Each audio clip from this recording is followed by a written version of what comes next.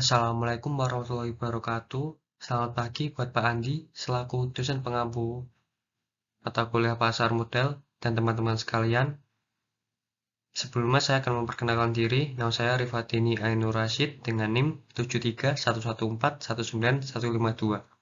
Di sini saya akan mempresentasikan tentang analisis fundamental dan teknikal untuk PT Summarecon Agung Tbk. Untuk mempersingkat waktu, kita langsung saja ke slide selanjutnya.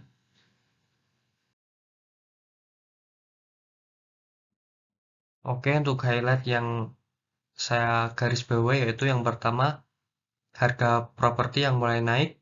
Yang kedua, prospek emiten properti terhadap program pemerintah yaitu program IKN atau Ibu Kota Negara. Yang ketiga, vaksinasi yang mulai merata di Indonesia. Dan yang keempat, investasi properti lebih menjanjikan bagi masyarakat. PT Summarecon Agung Tbk berdiri sejak 26 November 1975 dan telah listing di BEI pada 7 Mei 1990.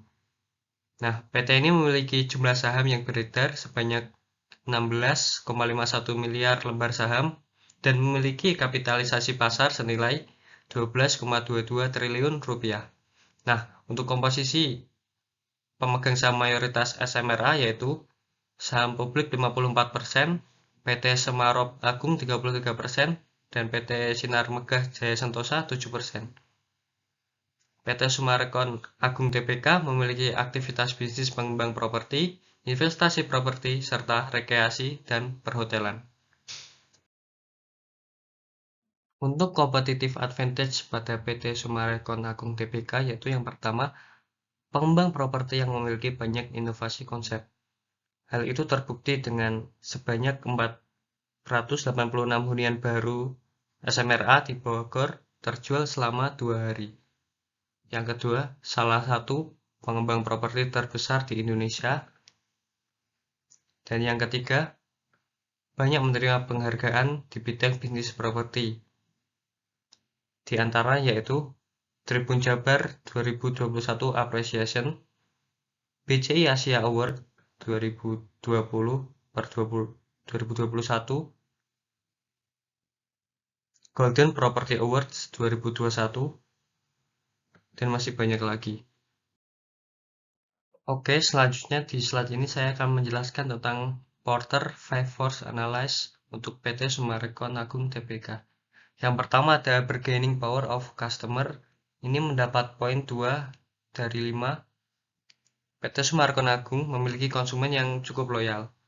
Nah, hal ini terbukti dengan produknya yang laku keras di pasaran, seperti saat SMRA berhasil mencetak penjualan 97% pada saat launching Sriwijaya Komersial. Dan seperti yang saya katakan tadi, pada 2021 akhir kemarin, sebanyak 486 hunian terbaru Summarecon di Bogor habis terjual dalam 2 hari. Selanjutnya ada bargaining power of supplier. Ini mendapat poin 3 dari 5. PT Summarecon Agung dalam menjalankan bisnisnya menggunakan jasa pembangunan dari internal perusahaan sendiri, sehingga dapat meminimalisir biaya yang mungkin dikeluarkan oleh perusahaan. Selanjutnya ada rivalry among competitors, mendapat poin 3/5. PT Summarecon Agung dibandingkan dengan emiten lainnya dalam subsektor sejenis mengusung sistem pembangunan terpadu yang menyediakan berbagai macam kebutuhan dari penggunanya. Meskipun produk SMRA diminati oleh konsumennya, karena nilai lebih murah tetapi masih sangat banyak emiten lain dalam sektor sejenis. Sehingga untuk bisa mempertahankan konsumennya, SMRA harus dapat memenuhi kegiatan konsumen dengan biaya produk yang lebih murah. Karena konsumen SMRA dapat mencari opsi substitusi lain apabila produk yang ditawarkan tidak sesuai ekspektasi konsumen. Yang keempat ada trade of new entrants, mendapat poin 5 dari 5. Karena sektor properti dan real estate memiliki tingkat peminat yang cukup tinggi, sehingga dapat berimbas pada munculnya jenis-jenis perusahaan di bidang sejenis. Selain itu, dengan adanya rencana pemindahan ibu kota dapat menjadi proyek rebutan untuk mengembangkan bisnis properti dan real estate yang baru. Untuk saat ini, emiten sektor properti di BEI terdapat sekitar 91 emiten yang listing di bursa dan bisa dimungkinkan untuk akan terus bertambah. Dan yang terakhir ada trade of substitusi, mendapat poin 4 dari 5. Dikarenakan PT Summarecon Agung berfokus pada bidang properti dan real estate yang terdapat cukup banyak emiten sejenis yang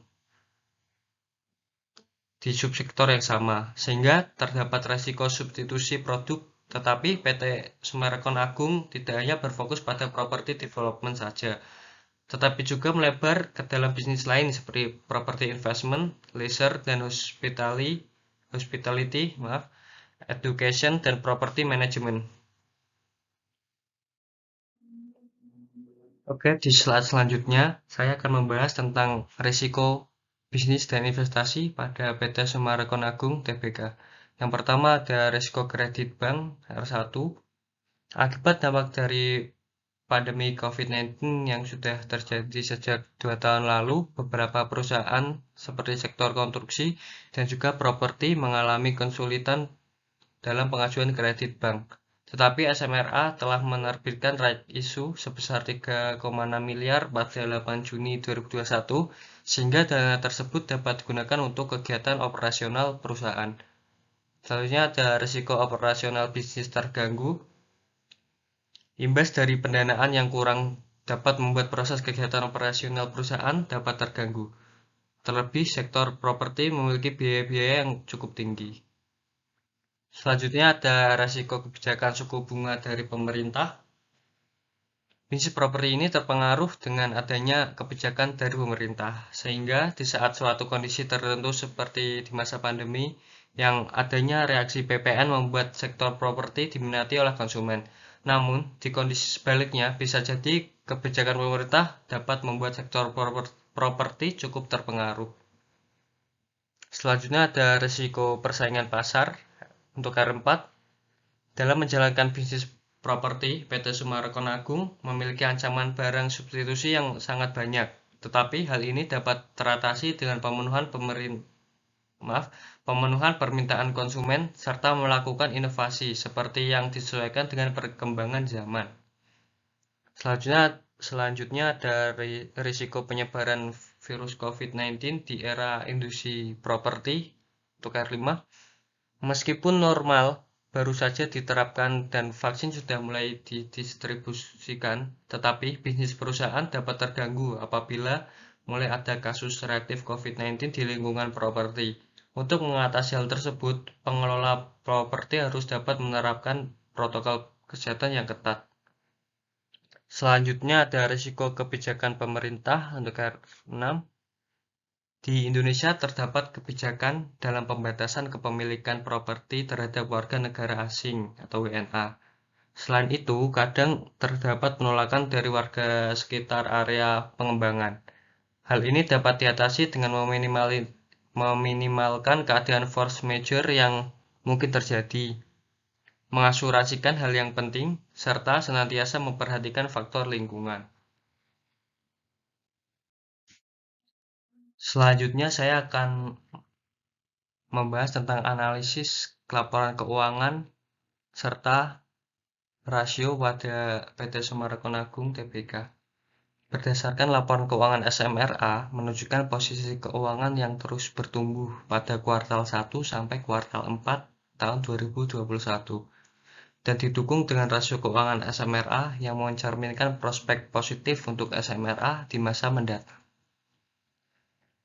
Dilihat dari rasio profitabilitas, ROA dan ROE SMRA di atas 1, yang menunjukkan bahwa SMRA dapat menghasilkan laba secara optimal. Hal ini didukung dengan rasio lain seperti NPM yang menunjukkan nilai di atas 5%, yang menandakan bahwa keuangan perusahaan dalam kondisi sehat. Selanjutnya untuk rasio likuiditas, tercermin dari current ratio yang ideal, menggambarkan perusahaan tidak mengalami masalah dalam membayar hutang jangka pendeknya. Sedangkan dari quick ratio menunjukkan nilai di bawah 1, yang menandakan SMRA memiliki kecepatan dalam membayar hutang yang cukup lama. Selanjutnya untuk rasio solvabilitas, dilihat dari rasio DAR yang memiliki nilai di bawah 1, yaitu tepatnya 0,57, menunjukkan bahwa perusahaan sebagian besar aktiva perusahaan tidak dibiayai oleh hutang, sedangkan rasio DAR menunjukkan nilai 1,7. Meskipun menunjukkan nilai yang besar, tapi masih bisa dikatakan wajar, mengingat sektor properti sangat bergantung pada hutang untuk pendanaan operasional perusahaan.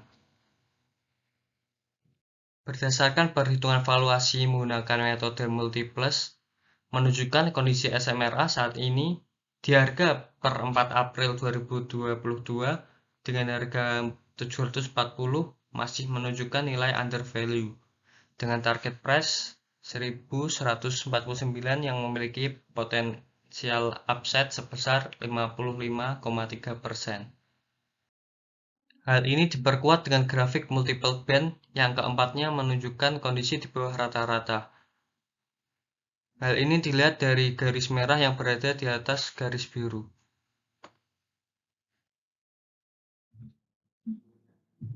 Selanjutnya saya akan memaparkan tentang hasil analisis teknikal yang telah kami bahas, yaitu pada tanggal 4 April 2022 menunjukkan adanya pola pembalikan arah setelah menyentuh garis support yang dimana kami memproyeksikan bahwa harga saham SMRA akan bergerak mendekati resisten terdekat dengan potensi kenaikan dari harga saat ini yaitu 5,06%. Dan apabila pasar masih optimis, maka harga akan mendekati resisten berikutnya dengan potensi kenaikan 8,26% dari harga saat ini. Argumen kami juga diperkuat berdasarkan stokastik yang menunjukkan sinyal Golden Cross setelah sebelumnya mengalami oversell. Untuk kesimpulan pada hasil analisis PT Summarecon Agung Tbk, yaitu kami merekomendasikan untuk buy. Dikarenakan yang pertama dilihat dari laporan keuangan SMRA yang bertumbuh dan menunjukkan hasil rasio keuangan yang kokoh. Yang kedua dari valuasi, untuk perhitungan valuasi menggunakan multiplus method dan menunjukkan under value dengan potensial upside 55,3%. Yang ketiga, berdasarkan technical analysis, hasil technical analysis yang menunjukkan sinyal Golden Cross dan menyentuh harga support. Dan dari prospek bisnis properti sendiri, yaitu adanya sentimen positif, program pemerintah yaitu pembangunan ibu kota negara atau IKN. Mungkin sekian yang bisa saya sampaikan. Terima kasih. Wassalamualaikum warahmatullahi wabarakatuh.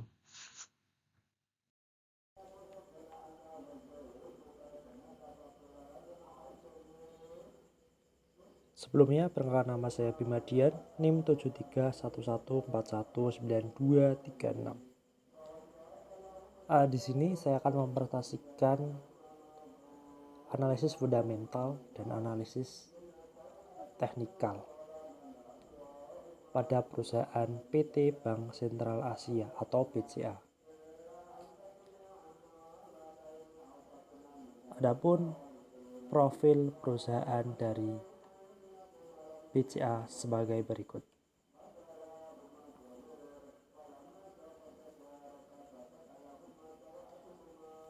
PT Bank Sentral Asia Tbk adalah bank swasta terbesar di Indonesia. Bank ini didirikan pada 21 Februari 1957 dengan nama Bank Sentral Asia NF. Bank BCA didirikan sejak 1955 dengan nama NF Laseon Dagang dan Industri Semarang Cleaning Factory. Nama bank ini telah diubah beberapa kali hingga menjadi PT Bank Sentral Asia. Bank BCA mulai beroperasi di bidang perbankan sejak 12 Oktober 1956. Penawaran perdana Bank BCA di Bursa Efek Indonesia dilakukan pada bulan Mei tahun 2000. Hal ini mengubah perusahaan menjadi perusahaan terbuka dan nama perusahaan pun berubah menjadi PT Bank BCA Tbk. Bank ini terus tumbuh menjadi salah satu bank terbesar di Indonesia dengan menawarkan beragam solusi perbankan yang menjawab kebutuhan finansial nasabah dari berbagai kalangan. Selain itu, keberadaan layanan Bank BCA didukung oleh kekuatan jaringan antar cabang, luasnya jaringan ATM, serta jaringan perbankan elektronik lainnya.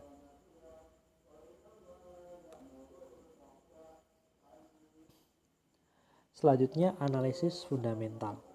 Analisis fundamental saham digunakan untuk menilai kinerja keuangan dan prospek bisnis perusahaan untuk menentukan apakah sahamnya itu layak untuk dibeli atau tidak. Kita akan lanjut ke analisis fundamental dari Bank BCA. Kita bisa lihat dari grafik yang sudah disediakan. Dilihat dari kinerja keuangannya, Bank BCA mengalami peningkatan pada total aset serta pendapatan bunga.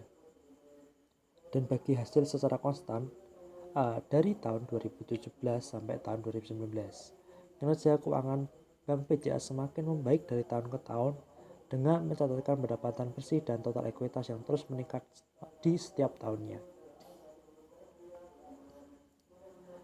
Rasio keuangan. Rasio keuangan ini ada 3 periode atau 3 tingkat waktu, yaitu 2017, 2018 hingga 2019. Bisa dilihat dari tabel di sini, Bank BCA memiliki likuiditas yang baik. Hal ini ditandai dengan current ratio lebih dari 1 dan hutang tinggi karena dilihat dari debt to equity ratio atau DER tidak kurang dari 1 atau tidak melebihi dari 1.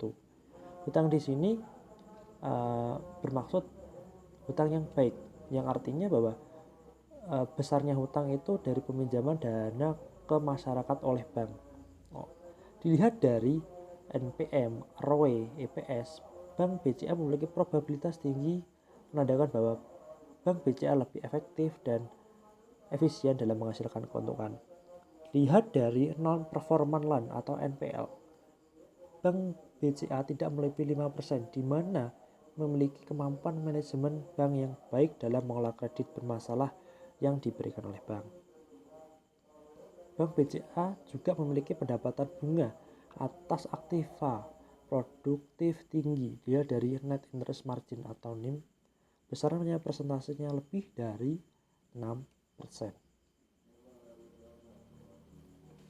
Value price earning ratio BBCA dalam kurun waktu 3 tahun.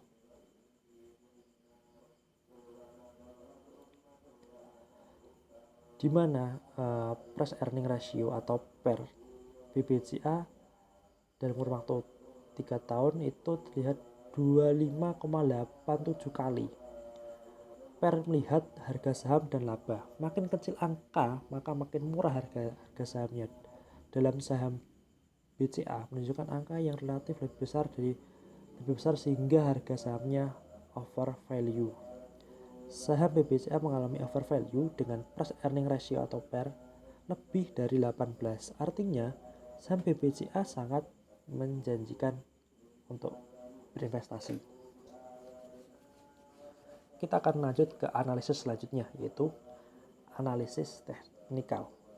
Analisis teknikal adalah analisis yang digunakan untuk mengamati pola-pola seperti data pasar, harga saham, dan volume transaksi saham.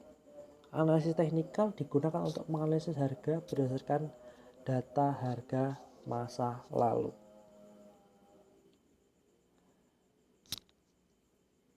Pola candlestick. Pola candlestick ini sudah merupakan pola yang cukup lama, hampir 300 tahun. Candlestick ini berawal dari di Jepang.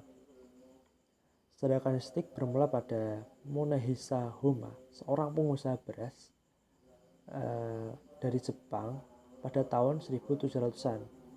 Dia terkenal dengan versi pergerakan harga-harga beras pada masanya dan masa yang belum terjadi dengan menggunakan harga-harga yang sudah lalu. Lalu kita akan lihat candlestick pada BBCA atau Bank BCA. Nah, di dalam candlestick ini terlihat seperti sumbu lilin yang ada warna merah, ada warna hijau. Kandelstik memang disajikan dalam bentuk warna merah, hijau, tetapi dalam beberapa kasus juga ditunjukkan dengan warna hitam dan putih. Dalam grafik ini, dalam chart ini juga ditunjukkan warna merah, warna hijau, dan warna hitam. Warna merah menandakan bahwa harga saham itu mengalami penurunan. Harga penutupan lebih rendah daripada harga pembukaan. Sedangkan yang hijau itu mengalami peningkatan. Harga penutupan lebih tinggi dibandingkan harga pembukaan. Sedangkan yang hitam menunjukkan situasi turun. Di sini saya menjelaskan tentang sideways. Nah, di sini sudah ada kayak grafiknya ini. Sideways adalah kondisi di mana market yang sedang datar, di mana terjadinya keraguan dalam market. Buy and price sama-sama kuat sehingga menyebabkan tren sideways. Ciri-ciri sideways adalah terbentuknya gunung kecil dan lembah dangkal dengan candle hijau dan merah terbentuk pendek-pendek. Pergerakan market stabil, tidak naik, tidak juga turun. Seperti yang sudah ada pada chart tersebut.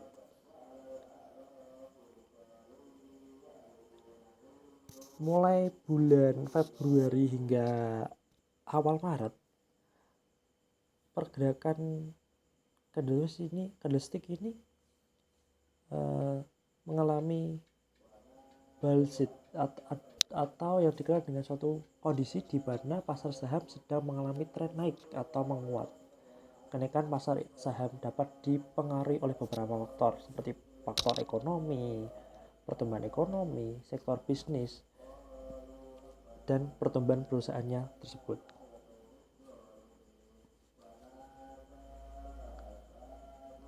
Setelah menganalisis fundamental dan teknikal, di sini kita dapat menyimpulkan bahwa PT Bank Sentral Asia Tbk merupakan perusahaan yang bergerak di sektor perbankan. Berdasarkan analisis yang telah dilakukan, maka dapat disimpulkan secara fundamental BBCA memiliki probabilitas yang tinggi dan memiliki kemampuan manajemen yang baik. Secara analisis teknikal, pergerakan saham BBCA cenderung bergerak fluktuatif dan saham BBCA pada bulan Februari 2022 sedang uptrend. Dari analisis fundamental dan teknikal, saham BBCA layak untuk diinvestasikan. Mungkin itu saja yang bisa saya sampaikan. Ada kurang lebihnya saya mohon maaf. Sekian dan terima kasih. PT Indofood CBP Sukses Makmur Tbk atau ICBP. Profil perusahaan: Indofood CBP Sukses Makmur Tbk didirikan 2 September 2009 dan mulai beroperasi secara komersial pada tahun 1 Oktober 2009. ICBP merupakan hasil pengalihan kegiatan usaha divisi mie instan dan divisi penyedap Indofood Sukses Makmur Tbk atau INDF. Pemegang saham pengendali. Kantor pusat Indofood CBP berlokasi di Sudirman Plaza, Indofood Tower, lantai 23, Jalan Jenderal Sudirman, Jakarta, Indonesia. Pemegang saham yang memiliki 5% atau lebih saham Indofood CBP Sukses Makmur Tbk yaitu Indofood Sukses Makmur Tbk atau INDF dengan persentase kepemilikan sebesar 80,53%. Berdasarkan anggaran dasar perusahaan, ruang lingkup kegiatan ICBP terdiri dari antara lain produksi mie dan bumbu penyedap, produksi makanan kuliner, biskuit, makanan ringan, nutrisi dan makanan khusus, minuman non-alkohol, kemasan, perdagangan, transportasi, pergudangan, dan pendinginan, jasa manajemen serta penelitian dan pengembangan. Pada tanggal 24 September 2010, ICBP memperoleh pernyataan efektif dari Bapepam LK untuk melakukan penawaran umum perdana saham ICBP atau IPO kepada masyarakat sebanyak 1.166.191.000 dengan nilai nominal Rp100 per saham dengan harga penawaran Rp5.395 per saham. Saham-saham tersebut dicatatkan pada Bursa Efek Indonesia pada tanggal 7 Oktober 2010. Analisis fundamental. Analisis fundamental adalah salah satu metode pengukuran yang digunakan para investor untuk mengetahui keamanan suatu nilai saham. Metode ini dilakukan dengan memeriksa faktor keuangan dan kondisi ekonomi perusahaan terkait. Indikator yang digunakan dalam analisis fundamental adalah return to equity, price to earning ratio, dan lainnya. Tujuan utama sebuah analisis fundamental adalah memperoleh pertimbangan harga untuk dibandingkan dengan harga sekuritas saat ini. Analisis fundamental saham adalah cara yang mempertimbangkan kondisi ekonomi suatu perusahaan. Oleh karena itu, pendekatan yang digunakan juga melibatkan kondisi fundamental dan sektor industri dari perusahaan tersebut. Oke, kita akan menganalisis fundamental dari perusahaan ICBP ini ya. PT Indofood CBP Sukses Makmur TBK selama 5 tahun terakhir dapat dikatakan memiliki fundamental yang baik, diwakili oleh indikator profitabilitas yang terus meningkat. Kita lihat pada ROE-nya dulu ya teman-teman. ROE adalah, kita lihat pada grafik yang warna hitam. ROE tiap tahun dari ICBP memang fluktuatif tapi cenderung stabil. Dalam 5 tahun 2015 sampai 2020 ROE ICBP berada di atas 8,2%, yang artinya dalam kondisi baik dan stabil. Bahkan pada tahun 2020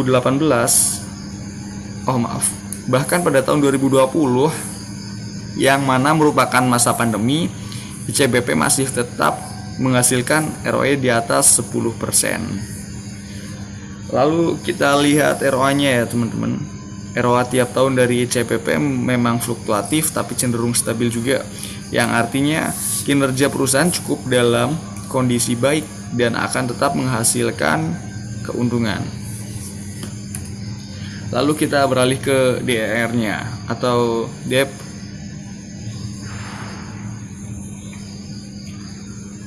Oke, kita lihat langsung aja. Kemudian kita dapat lihat DER pada grafik tersebut menunjukkan tingkat DER yang masih stabil dan tidak terlalu fluktuatif.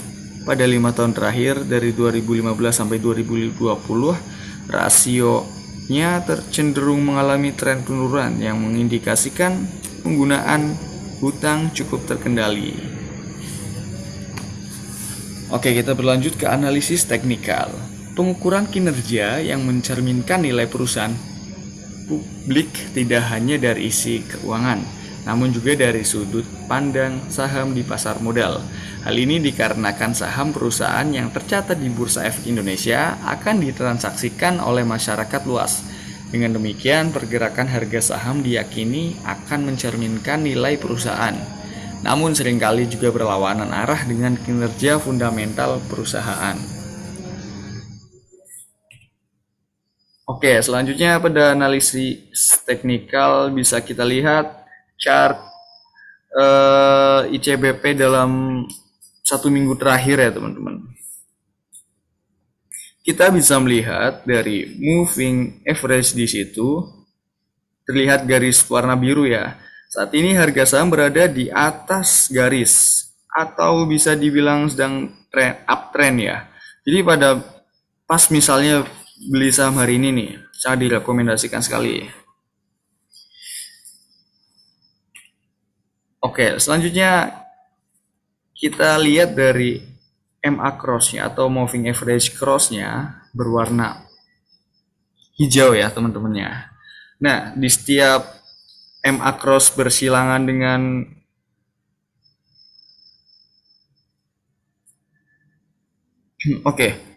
bersilangan dengan garis warna biru ini, itu menandakan downtrend-nya. Jadi itu sangat tidak pas untuk dibeli, tapi pada saat sekarang tidak bersilangan dan garis tersebut berada di atas garis 7.550, yang artinya sangat pas misalnya untuk dibeli sekarang ya, sangat direkomendasikan sekali. Oke, kita lanjut. Oke, kita lihat RSI di sini. kita bisa melihat garis warna kuning dan ungu, di mana jarak garis ungu dan kuning ini cukup kecil ya teman-teman. Lalu kita bisa lihat pada stokastiknya, pada stokastik terlihat garis warna orange dan juga warna biru sedang naik ke atas, tapi belum sampai melewati tepi atas garis ya teman-teman. Jadi kita sangat direkomendasikan untuk membeli di saham ini sekarang. Oke, kesimpulannya dari analisis fundamental dan teknikal di atas dapat disimpulkan bahwa potensi PT Indofood CBP Sukses Makmur Tbk untuk terus meningkatkan kinerja fundamental masih terbuka. Hal ini dibuktikan dengan konsistensi capaian profitabilitas perusahaan di tengah pandemi COVID-19. Meskipun tingkat pertumbuhan menurun, namun perusahaan mampu survive menjalankan kegiatan usahanya. Di sini saya akan menjelaskan tentang analisis fundamental dan teknikal pada emiten ASII. Untuk pertama, profil perusahaan. PT Astra International Tbk didirikan di Jakarta pada tahun 1957 sebagai sebuah perusahaan perdagangan umum dengan nama Astra International Inc. Pada tahun 1990, telah dilakukan perubahan nama menjadi PT Astra International Tbk dalam rangka penawaran umum perdana saham perseroan kepada masyarakat, yang dilanjutkan dengan pencatatan saham perseroan di Bursa Efek Indonesia dengan menggunakan tiker ASII. ASII ini terdiversifikasi menjadi 7 segmen usaha, yaitu otomotif, jasa keuangan, alat berat, pertambangan konstruksi dan energi, agribisnis, infrastruktur dan logistik, teknologi informasi, dan properti. Analisis fundamental ASII. Di sini saya menggunakan analisis fundamental metode top-down approach, di mana saya membagi 6 subbab. Yang pertama, ekonomi global, kedua, ekonomi Indonesia, ketiga, tinjauan industri, keempat, risiko bisnis, kelima, competitive advantage, 6, analisis keuangan. Subbab yang pertama yaitu ekonomi global. Pertumbuhan global diperkirakan akan melambat dari 5,9% pada 2021 menjadi 4,4% pada 2022. Pertumbuhan global diperkirakan akan melambat menjadi 3,8% pada tahun 2023. IMF menilai pelemahan ekonomi global setahun ke depan akan dipengaruhi risiko penyebaran COVID-19, varian Omicron, gangguan rantai pasokan, volatilitas harga energi, inflasi, ketegangan geopolitik, serta ancaman bencana alam terkait perubahan iklim. Kemudian pada ekonomi Indonesia. Dari sisi PDB Indonesia, perekonomian Indonesia 2021 yang diukur berdasarkan produk domestik bruto atas dasar harga berlaku mencapai 16.970,8 triliun rupiah dan PDB per kapita mencapai 62,2 juta rupiah atau 4.349,5 US dollar. Ekonomi Indonesia triwulan 4 2021 terhadap triwulan 4 2020 mengalami pertumbuhan sebesar 5,2% year on year. Hal tersebut dipengaruhi dari dua sisi. Yang pertama dari sisi produksi. Lapangan usaha jasa kesehatan dan kegiatan sosial mengalami pertumbuhan tertinggi sebesar 12,16%. Kemudian yang kedua dari sisi pengeluaran. Komponen ekspor barang dan jasa mengalami pertumbuhan tertinggi sebesar 29,83%. Ekonomi Indonesia triwulan 4 2021 terhadap triwulan sebelumnya mengalami pertumbuhan sebesar 1,6% quarter to quarter. Hal tersebut dipengaruhi dari kedua sisi. Sisi yang pertama yaitu sisi produksi. Lapangan usaha administrasi pemerintahan, pertahanan, dan jaminan sosial wajib mengalami pertumbuhan tertinggi sebesar 22,20%. Dan yang kedua dari sisi pengeluaran. Komponen pengeluaran konsumsi pemerintah mengalami pertumbuhan tertinggi sebesar 33%. Dari sisi inflasi Indonesia, berdasarkan data Badan Pusat Statistik, Indeks Harga Konsumen atau IHK pada Maret 2022 mengalami inflasi sebesar 0,66% month-to-month, setelah pada bulan sebelumnya tercatat deflasi 0,02% month-to-month. Perkembangan ini dipengaruhi oleh peningkatan inflasi pada kelompok volatile food dan administered prices di tengah inflasi kelompok inti yang relatif stabil. Secara tahunan, inflasi IHK Maret 2022 tercatat 2,64% year-on-year, lebih tinggi dibandingkan inflasi pada bulan sebelumnya sebesar 2,6% year-on-year. Dari sisi suku bunga acuan Bank Indonesia, bahwa BI 7-day reverse repo rate tercatat sebesar 3,50%, suku bunga deposit facility tercatat sebesar 2,75%, dan suku bunga lending facilities tercatat sebesar 4,25%. Presentase dari suku bunga acuan Bank Indonesia tersebut sejalan dengan perlunya menjaga stabilitas nilai tukar dan terkendalinya inflasi, serta upaya untuk tetap mendorong pertumbuhan ekonomi di tengah tekanan eksternal yang meningkat terutama terkait dengan ketegangan geopolitik Rusia-Ukraina. Dari sisi vaksinasi dan pemulihan ekonomi Indonesia tahun 2022, pemberlakuan vaksinasi di Indonesia telah diterapkan sejak awal tahun 2021 dan sampai bulan Maret 2022 telah tersalurkan vaksin dosis 1 sebesar 93,86%, vaksin dosis 2 sebesar 75,67%, dan vaksin dosis 3 sebesar 9,52%. Dan presentase vaksinasi di Indonesia yang cukup tinggi membantu dalam pemulihan ekonomi di Indonesia di tahun 2022. Kemudian tinjauan industri. Tinjauan industri.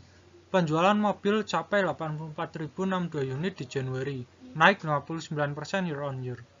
Penjualan mobil di pasar domestik pada bulan Januari 2022 mencapai 84.062 unit, atau melonjak 59% dibandingkan periode yang sama pada tahun lalu, sebesar 52.909. Untuk merek favorit masyarakat Indonesia masih dipegang oleh Toyota dan Mitsubishi. Insentif PPNBM diperpanjang. Pada tahun 2021, perekonomian nasional melaju dan kuat hingga triwulan 4. Ini ditunjukkan dengan tingkat pertumbuhannya sebesar 5,2% year-on-year. Kemudian pada tahun 2022, insentif ini dituangkan dalam PMK nomor 5/PMK.010/2022 tentang pajak penjualan atas barang mewah atas penyerahan barang kena pajak yang tergolong mewah berupa kendaraan bermotor tertentu yang ditanggung pemerintah tahun anggaran 2022 yang ditetapkan pada 2 Februari 2022. Sehingga dengan adanya perpanjangan intensif PPNBM memungkinkan adanya pemulihan ekonomi pada sektor otomotif. Kemudian resiko bisnis. Risiko-risiko bisnis yang dihadapi SII. Yang pertama yaitu risiko keuangan. Exposure perusahaan terhadap risiko keuangan di tengah pandemi COVID-19 masih stabil dan kuat. Seiring dengan program percepatan pemulihan ekonomi dan upaya pemerintah dalam menjaga stabilitas dan ketahanan ekonomi, seperti menjaga BI rate dan nilai tukar rupiah terhadap US dollar. Yang kedua yaitu risiko bencana alam. Indonesia merupakan negara kepulauan yang secara geografis terletak di antara 3 lempeng utama dunia dengan rangkaian pegunungan beraktivitas vulkanis cukup tinggi, sehingga membuatnya rentan terhadap berbagai jenis bencana alam, antara lain gempa bumi, tsunami, serta letusan gunung berapi. Perseroan memiliki fasilitas bisnis yang tersebar luas secara nasional turut menghadapi risiko bencana alam yang dapat berdampak bagi aset dan aktivitas operasional bisnis perseroan. Selain itu, ancaman cuaca ekstrim yang terus meningkat menjadi hal yang perlu diwaspadai karena mengakibatkan pola cuaca yang tidak dapat diprediksi seperti angin kencang dan kekeringan berkepanjangan, curah hujan yang tidak menentu, banjir, dan kebakaran hutan. Yang ketiga yaitu risiko pasar. Tantangan bisnis di tengah situasi pandemi COVID-19 sangat dirasakan bagi perseroan. Kinerja operasional perusahaan didukung oleh konsumsi domestik yang menunjukkan pemulihan serta seiring dengan kenaikan harga komoditas. Kondisi global yang masih belum pasti atas dampak pandemi yang berpotensi memberikan dampak bagi daya beli, risiko kredit, serta isu rantai pasokan terus menjadi perhatian bagi perseroan. Kemudian yang keempat yaitu risiko cyber. Seiring dengan perkembangan bisnis ke era digitalisasi di seluruh sektor yang semakin dipercepat di tengah situasi pandemi COVID-19 ini, Risiko cyber menjadi salah satu faktor risiko yang dicermati oleh perusahaan. Risiko-risiko seperti reputational damage, pencurian informasi, malware, phishing, denial of service, pengenaan sanksi, dan pembayaran penalti yang dapat berdampak pada terganggunya proses bisnis dan menghambat pencapaian tujuan-tujuan Astra. Kemudian, competitive advantage. Kinerja keuangan yang solid. Pada tahun 2021, Astra International Tbk membukukan pendapatan sebesar Rp233,49 triliun dan laba bersih sebesar Rp25,2 triliun. Terjadi peningkatan pendapatan sebesar 33% dan peningkatan laba bersih sebesar 25% dibanding tahun 2020. Pada tahun 2020, perusahaan mencatatkan pendapatan sebesar Rp175,5 triliun dan laba bersih sebesar Rp16,16 triliun. Peningkatan pendapatan dan laba bersih ASI pada tahun 2021 terjadi akibat adanya insentif pajak barang mewah dan meningkatnya harga komoditas. Lini bisnis otomotif memberikan kontribusi terbesar terhadap laba bersih, yaitu Rp7,3 triliun. Kemudian dari divisi jasa keuangan, laba bersih mengalami peningkatan 49% menjadi Rp4,9 triliun pada tahun 2021. Kemudian pada divisi alat berat pertambangan konstruksi dan energi, laba bersih tumbuh sebesar 79% menjadi Rp61 triliun. Kemudian pada divisi agribisnis, bahwa laba bersih naik menjadi 137% menjadi Rp1,6 triliun. Kemudian pada divisi infrastruktur dan logistik mencatat kenaikan sebesar 53% menjadi Rp69 miliar. Kemudian pada divisi teknologi informasi naik 86% menjadi Rp67 miliar.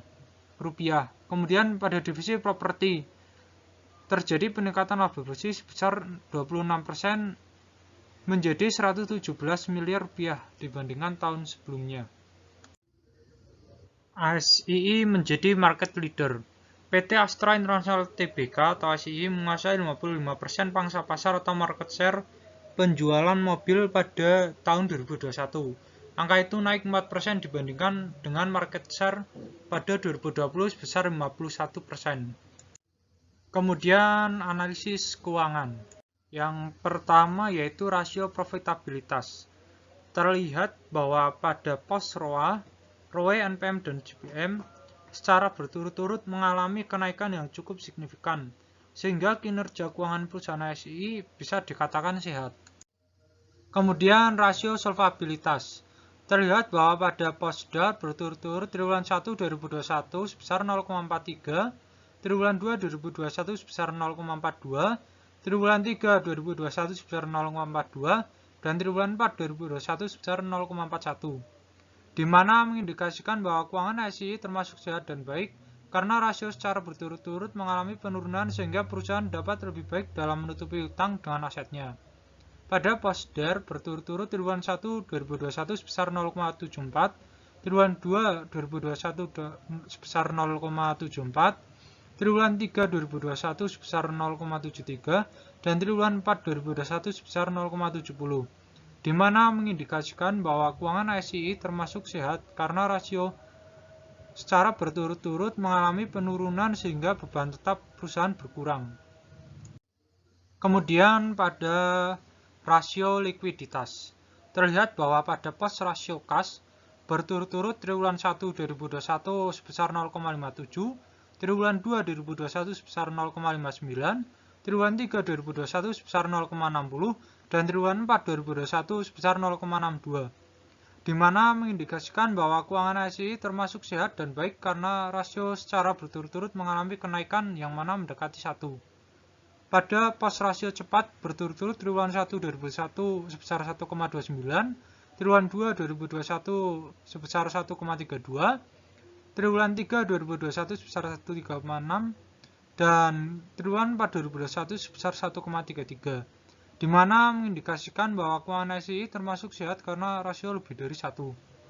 pada pos rasio lancar berturut-turut triwulan 1 2021 sebesar 1,47, triwulan 2 2021 sebesar 1,51, triwulan 3 2021 sebesar 1,56, dan triwulan 4 2021 sebesar 1,54, di mana mengindikasikan bahwa keuangan ASEI termasuk sehat karena rasio lebih dari 1. Kemudian pada rasio pasar, terlihat bahwa pada pos PER mengalami penurunan sampai di bawah rule of thumb atau di bawah 10 kali, yaitu pada triwulan 4 2021 sebesar 9,02 kali, sehingga saham tergolong murah atau under value. Pada pos PBV mengalami kenaikan pada triwulan 4 2021 sebesar 1,07 kali, sehingga mengindikasikan bahwa saham tergolong dalam nilai wajar. Kemudian penjelasan analisis teknikal. Terlihat dari grafik yang tersaji bahwa saya dalam melakukan analisis teknikal menggunakan dua indikator, yaitu stokastik dan MACD. Dalam grafik candlestick, bahwa emiten ASEI terlihat sedang mengalami uptrend, dan rekomendasi dari tampilan candlestick tersebut yaitu pada posisi beli. Kemudian pada indikator stokastik, bahwa garis biru memotong garis oranye atau golden cross, dan terlihat bahwa jarak antara garis oranye dan biru masih terpaut jauh atau posisi dead cross masih lama akan terjadi, walaupun akan menyentuh area overbought atau jenuh beli, sehingga mengindikasikan bahwa telah terjadi bullish dan rekomendasinya adalah pada posisi beli. Kemudian pada indikator MACD, bahwa garis biru memotong garis oranye dan posisinya baru terjadi golden cross, sehingga pada posisi ini dengan indikator MACD rekomendasinya adalah beli. Kesimpulannya, dengan melihat analisis fundamental perusahaan ASEI, bahwa kinerja keuangan perusahaan tergolong sehat. Kemudian dari prospek kedepannya dengan pada subbab tinjauan industri bahwa insentif PPNBM diperpanjang, serta dilihat bahwa ASEI merupakan market leader sehingga dimungkinkan prospek penjualan pada tahun 2022 mengalami kenaikan yang cukup signifikan. Dan dengan analisis teknikal bahwa kedua indikator merekomendasikan beli, serta didukung bahwa saham emiten ASEI sedang mengalami uptrend. Sehingga dari pertimbangan kedua analisis, bahwa saham ASEI direkomendasikan pada posisi beli.